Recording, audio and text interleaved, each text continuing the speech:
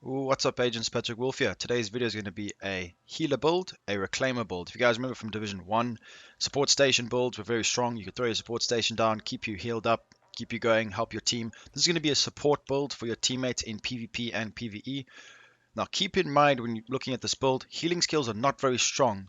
Well, skills in general are not very strong. This is just a support build, the best we can do it. I'm not saying it's overpowered and you could tank everything. It's not. Skills are getting reworked. In the PTS currently, healing is a lot stronger, and we're going to be seeing a lot of changes to skills in the future. So I just wanted to put this build out so you guys know what to farm and how I would use it and what my thoughts are on it. So you guys need to make sure that you get to use the survivalist specialization because of triage. As you guys remember from back in the days in Division 1, triage means to heal your friends. So we need this active, and we need elite defense active. Those are the two ones that we really want. Now, we're not going to be using the mender mine because this is a to help our teammates out, and we want to be using the chem launcher and the hive for this build.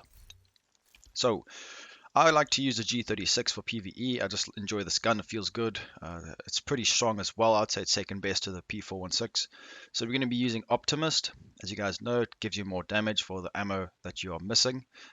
Allegro rate of fire. So we're going to be firing a lot of rounds. That's why I'm using this, guys, because a lot of talents require some certain amount of stats to be unlocked. And this is going to be an assault rifle build, and we are going to be speccing a lot to electronics. This is 4-4-11. So that's why we're using this gun with Allegro, obviously, in the secondary talent.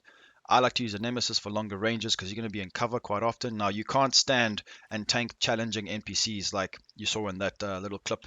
That's just to show you guys on hard. Like, you can tank it in hard. Maybe in the future, maybe on heroic, we could tank that when they buff skills. So this is just a build to put out there for you guys. I enjoy healer builds, and I know you guys do. So this is how I would run it. So we got 200k armor. That's pretty high for a skill power build. Health is 81k, pretty decent. You can tank quite a decent amount.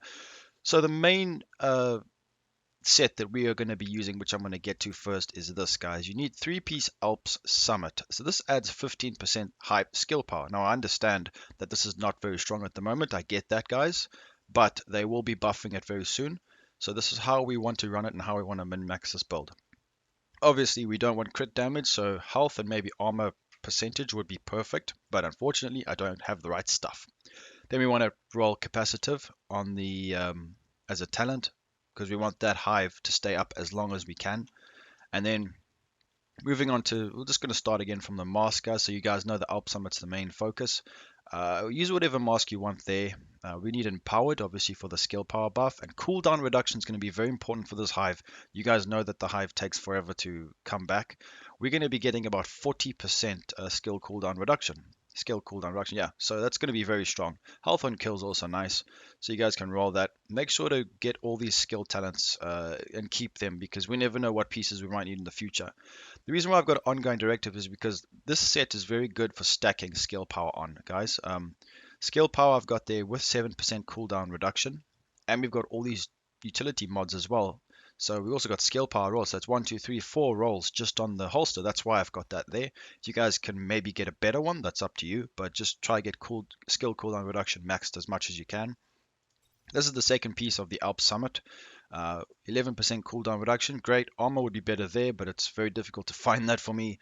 So Safeguards is going to be the reason why we don't spec into the Chem Launcher. Because Chem Launchers are very strong, as you guys know. We always use that. But Safeguard is going to be for when you do get a kill and you shoot that Chem Launcher, you're going to have 8 bullets.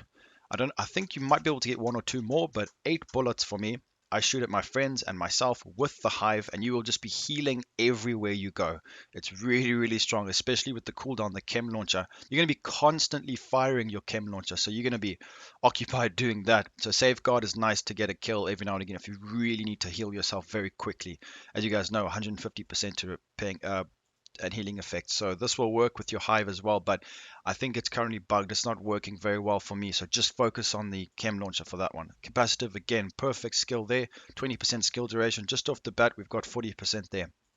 So it lasts 40% longer, which is vital because even though we've got 40% skill cooldown reduction, it takes a while for it to come back, guys. So now we're going to be using something interesting here. Don't worry about clutch. I wouldn't bother too much about clutch. If you guys can get another talent that promotes skill power, go for it. I don't have the right gear right now, because like I said, we've got to be farming for this for the future in case, when skills get buffed. So I've got skill power there, and it is an Alp Summit. That's why I've got it on, to make sure we get that 5% skill power and hive. Also the 10%. It's a great set for this. Clutch could also help, but we are not critting in this build, so it's not really gonna help us too much, guys. That's the honest truth. But as long as you got Alp Summit gloves, you'll be good to go. Then we're going to have, this is very important as well, Providence Defense. Guys need a piece of this. I got a good roll. I got 12k armor and empowered on the talent. 10% skill power. You can't go wrong with that. So with all these pieces together, we are getting massive healing from the chem launcher through safeguard after we get a kill. Capacitive is giving us a lot of time that our hive will be down. So our teammates will be getting healed massively at all times. When your hive is down, you'll have that massive chem launcher heal with the safeguard plus all the extra ammo that we get. So guys, when you get into the modding section, this is where it gets quite important to know what's going on.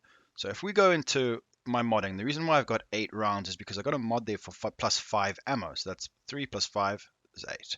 Now you can see that it requires me to have 2,203 skill power. Now clearly I've only got 1,900. Same with the hive. I can put a lot of good mods on here. So I've got extra charges. I can put my buff duration, so I can go and add a lot of utility to this because of the pieces of gear that we've added. So you guys can go mad. You can go craft as many at the vendor, craft as many mods as you want, and make this hive even stronger. Can make it pretty strong. And now where you want to go is you want to look in your stats. So don't worry about anything else. We've got everything active. As long as your skill power section is there. So what we've got there is 1900 skill power. So when you guys look over here, Hive skill power is at 3,274 because of all the gear mods I put and all the stats that we've got through rolls on the gear. Um, it allows me to add any kind of mod I want, which is very, very strong. And then skill cooldown reduction, 40%. So even there, the chem launcher skill power is still high enough, 2,783. So that allows us to put all these different kinds of mods on these skills. So that's how it works, guys. So don't forget that that's how these things work, and it gives you more variety when you're trying to improve your builds and things like that.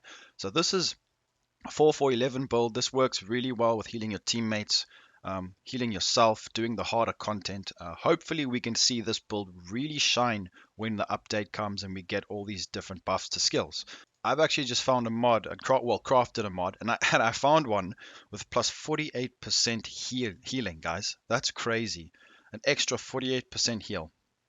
So that jumps it up a massive amount. So now we're getting 74k per bullet from this baby. This is how you make the Reclaimer healer build in Division 2. So I hope you guys did enjoy this video. It was just a bit of a guide to help you guys start farming for future buffs and things like that. Like always, hit that like button, subscribe, click the bell, and I'll be seeing you agents in the next video. Peace out, boys.